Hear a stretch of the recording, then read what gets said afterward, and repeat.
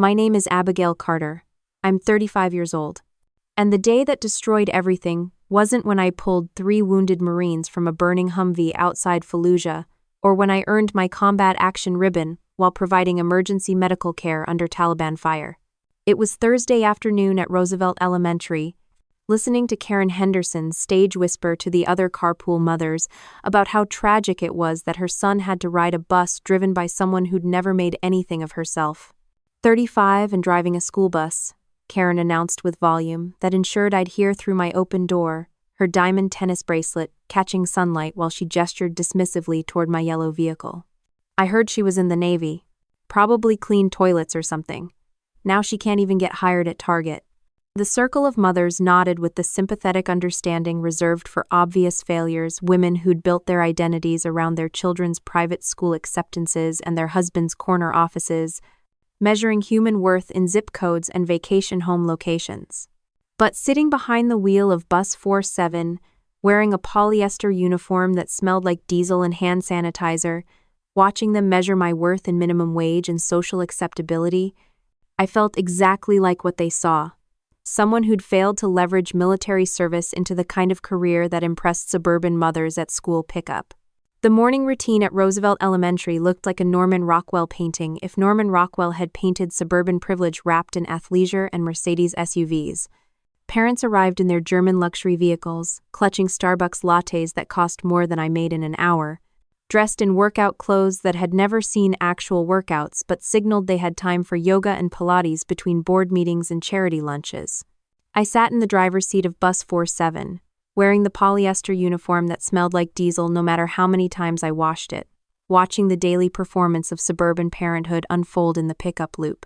The morning sun caught the school's American flag, making it look like something from a recruitment poster appropriate, since I was the only person in that parking lot who'd actually served the country it represented. "Good morning, sweetheart," I said to Emma Henderson as she climbed the steps with her Pottery Barn backpack that probably cost more than my weekly grocery budget. 7 years old, gap-toothed smile, still innocent enough to treat me like a human being rather than hired help. "Morning, Miss Abigail," she chirped, her enthusiasm not yet crushed by the social conditioning that would eventually teach her to look down on people who worked service jobs.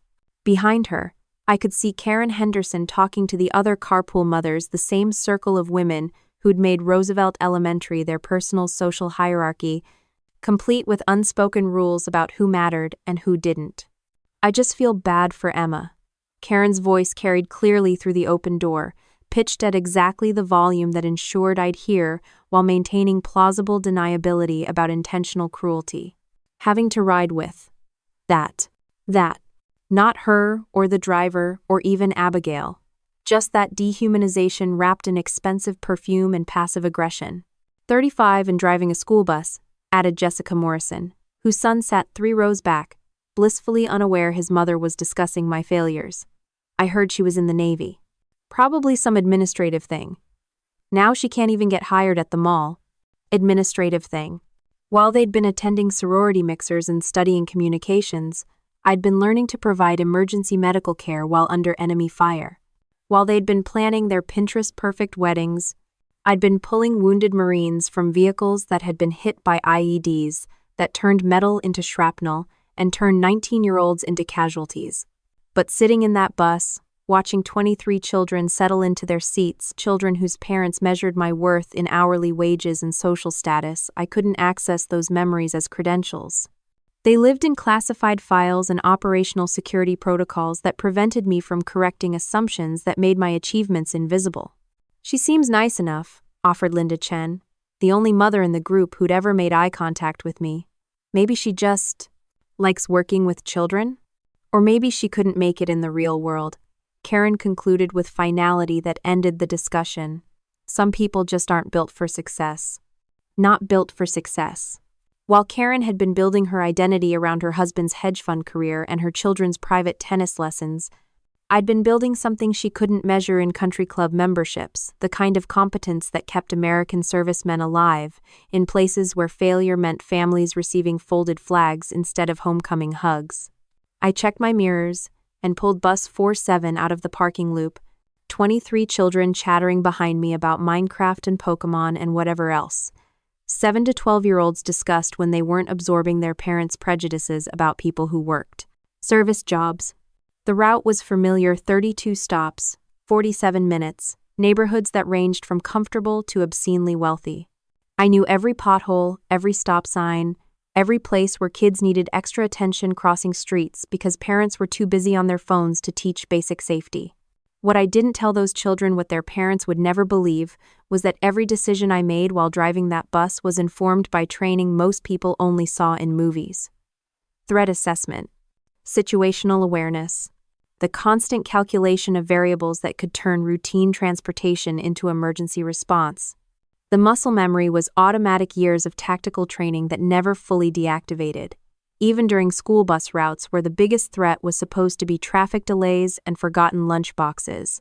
But driving through Roosevelt's wealthy neighborhoods, past houses that cost more than I'd make in 10 years, I felt exactly like what Karen saw me as. Someone who'd failed to leverage military service into the kind of career that impressed suburban mothers who measured worth in job titles and social media posts. The irony was perfect and devastating. I'd spent 12 years protecting the freedom that allowed them to judge me for failing to monetize that service in ways they found socially acceptable. At Roosevelt Elementary, I was just the bus driver. The woman in the polyester uniform who didn't matter enough to acknowledge, whose background was assumed rather than asked about, whose silence was mistaken for having nothing worth saying. But that silence, that invisibility, had once been essential to operations where being noticed meant mission failure, where blending into backgrounds meant American soldiers went home to their families instead of their families receiving phone calls that destroyed lives. Karen Henderson would learn about that in 2 weeks, when 3 men with weapons hijacked Bus 47 thinking they were taking easy hostages. When her daughter's life depended on whether the administrative thing bus driver had training that went beyond parallel parking and student discipline. But that morning, pulling back into the school parking lot after completing my route, I was just Abigail, the failure, the woman who'd never made anything of herself, the woman they'd underestimated in every way that was about to matter. Some training never deactivates. Some instincts wait for emergencies to prove themselves. And sometimes, the most dangerous person in the parking lot is the one everyone assumes is harmless. They thought my calm was mediocrity. In 2 weeks, they'd discover it was tactical composure maintained during operations where emotional displays would compromise effectiveness. The ordinary was my cover. Invisibility was my specialty. And their children's lives would depend on exactly the training they'd been mocking since the first day I started driving Bus 47. The morning of November 14th started like every other Thursday: Emma Henderson chattering about her spelling test, Marcus Johnson arguing with his brother about Pokemon cards, and me navigating Route 7 through neighborhoods where the biggest daily concern was whether organic groceries would be delivered on time. We were 17 minutes into the 47-minute route when the white van cut across 2 lanes and forced me to brake hard enough that backpacks slid forward and children yelped with surprise that would transform into terror. Within seconds, 3 men emerged before Bus 47 had fully stopped ski masks, tactical positioning, and weapons that looked military-grade rather than the kind of guns civilians could legally purchase. The lead man moved with training I recognized instantly. Controlled aggression, weapon discipline, situational awareness that came from professional instruction rather than action movies. He forced the door open with a hydraulic override tool that meant this wasn't opportunistic crime. This was planned operation targeting school transportation. Nobody moves. Nobody talks. His voice carried command authority that made 23 children freeze instantly, their morning laughter dying into the kind of silence that precedes nightmares. Driver, hands on the wheel where I can see them. I complied, feeling muscle memory activate systems that had been dormant for 3 years but never truly deactivated. Heart rate slowing, breathing deepening, threat assessment protocols running automatically while I maintained the posture of terrified compliance they expected from civilian bus drivers. Behind me, Emma was crying. Marcus had gone completely silent, the shocked quiet of a child whose brain couldn't process what was happening. 23 kids, whose biggest worry 5 minutes ago had been homework and recess, now hostages in a situation that would define their understanding of safety for the rest of their lives. "We're taking this bus," the leader announced. His weapon trained on me while his partners positioned themselves to control exits and sightlines. Anyone tries to be a hero, kids start dying. Understood? Understood. While he was assuming I'd be paralyzed by maternal instinct and civilian fear, I was calculating variables he couldn't imagine. Distance to threats, available weapons, environmental advantages, evacuation routes, and the specific training protocols for hostage situations involving children. The second man moved toward the children, probably to reinforce control through proximity and intimidation. His positioning was tactically sound but created vulnerability he didn't recognize too close to small bodies that could become obstacles, too focused on intimidation to maintain proper weapon retention protocols. That's when 7-year-old Sophie Martinez started hyperventilating, the kind of panic attack that could escalate into medical emergency if not managed immediately. The third hijacker moved toward her with irritation that suggested he hadn't planned for dealing with traumatized children. "Shut her up or I will," he growled, his weapon gesturing toward Sophie in a way that violated every rule about muzzle discipline. "Let me help her," I said quietly, my voice carrying the steady calm that comes from providing emergency care under enemy fire. "She has asthma. If she panics, she could stop breathing." It was partially true, Sophie did have asthma. But what I needed was permission to move, to break their assumption that I'd remain frozen in the driver's seat while they executed whatever plan had brought them to hijack a school bus. The leader considered for 3 seconds, long enough for me to assess his tactical thinking, short enough to suggest he was operating on schedule rather than improvising. "Fine, but if you try anything—" "I understand," I interrupted, keeping my tone deferential while beginning to shift from civilian compliance into operational mode. "I just want the children safe." I moved towards Sophie with the careful deliberation of someone who was terrified but maternal, exactly what they expected from a school bus driver, whose greatest qualification was presumably a commercial driver's license and background. Check. But my hands weren't shaking from fear as I knelt beside Sophie. They were steady with muscle memory from providing trauma care while rounds were incoming and casualties were mounting. My breathing wasn't panicked, it was controlled with the precision that comes from training scenarios where oxygen management meant the difference between completing missions and becoming statistics. "Sophie, look at me," I said quietly, positioning myself between her and the nearest threat, while my peripheral vision tracked all 3 hijackers. "I need you to breathe with me. In through your nose, out through your mouth. Can you do that?" She nodded, her small hand gripping mine with trust that made my chest ache. 23 children depending on the failure their parents had been mocking for 6 months. 23 lives in the hands of someone Karen Henderson had dismissed as not even qualified for target employment. The lead hijacker was speaking into a radio, coordinating with someone off the bus, his attention divided. The second man was watching me with Sophie, his weapon lowered slightly because maternal comfort didn't register as threat.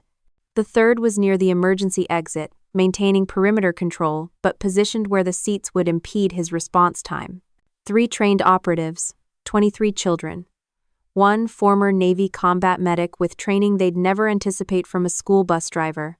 The math was brutal but clear. I had maybe 30 seconds before their coordination tightened and opportunity disappeared. 30 seconds to decide whether to maintain my cover or reveal capabilities that would transform their planned operation into the kind of situation they weren't prepared to handle. "Stay calm," I whispered to Sophie, but I was speaking to all 23 children whose eyes were locked on me with the kind of desperate hope that children reserve for adults they believe can protect them. "Stay down. No matter what happens, stay down." Emma Henderson understood. First, I saw recognition in her 7-year-old eyes that the nice bus driver was shifting into something else entirely. Something her mother would never believe existed under the polyester uniform and diesel smell. The lead hijacker finished his radio call and turned back toward me. "Time's up, back in your seat. We're moving." But I was already moving, not back to the driver's seat, but forward with speed and precision that came from operations where hesitation meant casualties. The nearest threat was neutralizing first. Redirect his weapon away from children, control his center of gravity, use his own momentum to put him down hard against the seats that would cushion his fall while preventing his weapon from discharging towards small bodies. The sound of his weapon clattering to the floor cut through the bus like a starting pistol. The second hijacker was turning, his training kicking in but his positioning compromised by proximity to children he'd used as psychological shields without considering they could become physical obstacles. I moved through the bus like smoke fluid, deliberate, using every advantage that came from knowing this terrain better than they did: the emergency exit lever, the tight spaces between seats, the mirrors that gave me angles they couldn't anticipate. "Stay down," I commanded the children, my voice carrying authority that transformed their terror into trained compliance. 23 kids pressed themselves into seats and floor space, becoming small and safe while I dealt with threats that had chosen the wrong bus to hijack. The third hijacker was raising his weapon toward me when I reached him too slow, too predictable, his training adequate for civilian targets, but insufficient for someone whose muscle memory was writing scripts he couldn't read. I controlled his weapon hand with precision that looked effortless, but represented thousands of hours learning to disarm opponents without endangering bystanders. His weapon joined his partner's on the floor, 2 threats neutralized in approximately 8 seconds. Their careful planning destroyed by underestimating the qualifications of school bus drivers who'd served in Naval Special Warfare Command. The leader was the smartest. He was already moving toward the door, calculating odds that had shifted catastrophically against success. But I was between him and exit, and his tactical options were limited by the same variable that had brought them here: 23 children whose safety meant he couldn't risk wild gunfire in confined space. "It's over," I said quietly, my positioning blocking his escape while maintaining cover between him and the children. "Put the weapon down. Nobody else needs to get hurt." For 3 seconds, he considered options that all ended badly for him. Then his weapon lowered, and I heard the sound I'd been waiting for: sirens approaching. Because the panic button I'd activated when the van first appeared was bringing cavalry that would arrive just in time to process suspects I'd already secured. The children stayed down until I told them it was safe, perfect discipline from kids who'd just witnessed their bus driver transform into something their parents would never believe was possible. "Miss Abigail?" Emma's small voice carried through the settling quiet. Are you like a superhero?" "No, sweetheart," I said, feeling exhaustion starting to replace adrenaline. "I'm just your bus driver. I'm just someone who used to have different training." But looking at 23 children who were alive because the failure had been exactly who they needed, I finally understood something Karen Henderson would learn when police briefed parents on what had happened. Worth isn't measured in job titles. Capability isn't defined by social status. And sometimes, the most extraordinary people are driving your children to school while you're too busy gossiping to notice. The sirens hit Roosevelt Elementary's parking lot like a tidal wave of sound: police cruisers, SWAT vans, ambulances, and news helicopters that had picked up scanner traffic about a school bus hijacking and arrived faster than emergency responders. I stood beside Bus 47 with 23 children clustered around me like I was the only solid thing in a world that had just proven itself terrifyingly unpredictable. Emma Henderson had her arms wrapped around my waist, refusing to let go even when paramedics tried to assess her for injuries. Marcus Johnson kept asking if the bad guys were really gone, his 7-year-old brain trying to process violence that shouldn't exist in spaces designed for spelling tests and juice boxes. The 3 hijackers were face down on asphalt, Lex-cuffed and surrounded by tactical officers who'd arrived, expecting active shooter scenarios, but found instead suspects already secured by someone they'd initially assumed was a traumatized civilian requiring rescue. "Ma'am?" The SWAT commander approached with professional courtesy that shifted when he got close enough to recognize things about my positioning and demeanor that suggested training beyond commercial driver's license requirements. "Can you tell me what happened here?" Before I could answer, parents started arriving, called by school administrators who'd activated emergency protocols, driving with the kind of reckless speed that comes from hearing your child's school is involved in an active incident. Karen Henderson burst from her Mercedes like she was fleeing a war zone, designer sunglasses askew, yoga pants suggesting she'd been interrupted mid-Pilates when the call came. "Emma!" she screamed, running toward the cluster of children with maternal terror that overrode her usual concern about appearing dignified in public. "Oh my God, Emma, are you okay?" Emma looked up at her mother with the clear-eyed assessment that children develop after experiencing adults at their most vulnerable. "Miss Abigail saved us, Mommy. She stopped the bad men." Karen's gaze found me for the first time with something other than dismissal, confusion mixing with disbelief. as she processed her daughter's words against 6 months of assumptions about the bus driver's capabilities and qualifications. What? Karen's voice cracked on the question. Miss Abigail was like a superhero, Marcus added, with the enthusiastic certainty of someone who'd just witnessed his boring bus driver transform into something from Marvel movies. She took their guns and everything. More parents were arriving, their faces cycling through identical progressions of terror, relief, and dawning confusion as they tried to reconcile just a bus driver with the tactical situation that required FBI involvement and news coverage. Jessica Morrison approached slowly, her son clutched against her designer jacket, her eyes finding mine with recognition that looked painful. You're not just a bus driver, are you? The question hung in November air, while news cameras captured footage that would define how Roosevelt Elementary was discussed for decades. Behind me, FBI agents were processing the scene with efficiency that suggested this hijacking had been more sophisticated than random crime-coordinated operation targeting high-value civilian targets, using school transportation as leverage.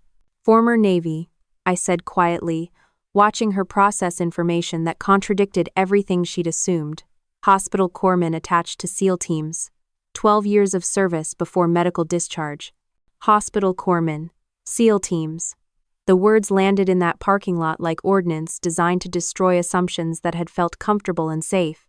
"Oh my God," Karen whispered, her hand over her mouth while Emma continued hugging the woman she'd been mocking at carpool pickup just hours earlier. "We had no idea. You never. Why didn't you tell us?" Why didn't I tell them?